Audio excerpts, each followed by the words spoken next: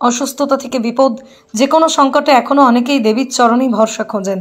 হাওড়ার কান্দুয়া অঞ্চলের কালী মন্দির প্রায় 3 শতকের পুরনো ইতিহাস বহন করছে। স্থানীয়দের বিশ্বাস, এই কালী মন্দিরই তাঁদের অঞ্চলের অধিষ্ঠাত্রী দেবী। কান্দুয়ার এই কালী মন্দির শুধু ভক্তির স্থান নয়, এক ঐতিহ্য।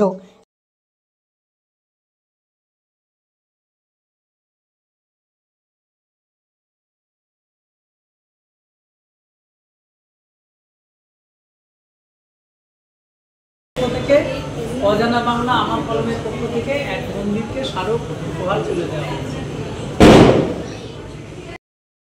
আমাদের এখানে পুরানো যে নীতি বলে আগেকার দিনে তারা কোথায় একটা গিয়েছিল, সেখানে কারা ডাকাতি করতে গিয়েছিল, তারা ফেলে রেখে চলে গিয়েছিল। সেই ঠাকুরটা আমাদের এখানে নিয়ে এসে পূর্বপুরুষরা এখানে এ করে, এবং সেই ঐতিহ্য ধারাবাহিকভাবে আমাদের এখানে আমাদের গ্রামে এই একটাই পুজো সমস্ত জায়গা, মানে কোনো গাড়ি ঠাকুর, মানে কোনো রক্ষা গাড়ি বলে যাই বলুন, কারো কিছু হয় না। এইখানেই যাদের মানত হয় সবাই এখানে এসেই পূজা দেয়, সমস্ত পুজো, কালী পুজো সংক্রান্ত সমস্ত। আপনার নাম? রবীন্দ্র মোহন বাছার, সম্পাদক, কান্দুয়া কালী সেবায়ন ম্যানেজিং ট্রাস্ট।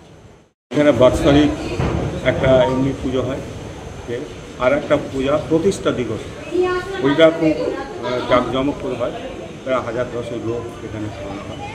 তারপরে সমস্ত এমনি অমাবস্যায় আমাদের হোম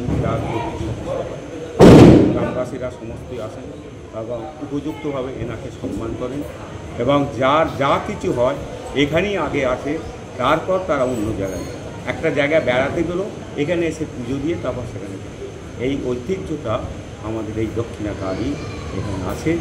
আশা করি আরও থাকবে। আপনার নাম?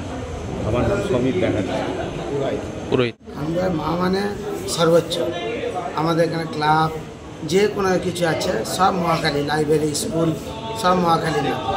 সেই জন্য সন্তান আজকের যে নতুন প্রজন্ম জন্মাচ্ছে তারা মায়ের উপরে সমস্ত কিছু আশীর্বাদ নিয়ে তারা বড় হচ্ছে, এবং যা কিছু বিয়ে থেকে, অন্নপ্রাশন থেকে, চাকরি থেকে যা কিছু আছে মাকে স্মরণ করে সব কিছু হয়। সেখানে 300 বছর ধরে এটা ঐতিহ্য চলে আসছে। 300 বছর ধরে যে পুজো হচ্ছে, এটা বাৎসরিক পুজো তো আছে, তার সঙ্গে প্রতিষ্ঠা দিবস একটা পালন হয়। এর সঙ্গে সঙ্গে মা কালীর আজকের যে পুজো, এই পুজো খুব ঐতিহ্যের সাথে হয়। লাইন লেগে যায় বিকাল থেকে রাত পর্যন্ত, লাইন লেগে যায় সারা রাত এটা পুজো চলে। এই পুজোতে মায়ের আশীর্বাদ যারা নেয় তারা জীবনে ডেভেলপমেন্ট। সমস্ত কান্দুয়াবাসী তথা মা কালীর কাছে অঞ্চলে পাশাপাশি 2-10টা গ্রামের লোক এখানে এসে পুজো দেয়। তারা মায়ের আশীর্বাদ নিয়ে তারা সমস্ত জীবন উন্নয়ন করে। এই জন্য সমস্ত গ্রামের এবং গ্রামের বাইরে যারা পুজো দেয় সবাইকার মঙ্গল কামনা করি মায়ের কাছে। ব্যুরো রিপোর্ট, আমার কলম।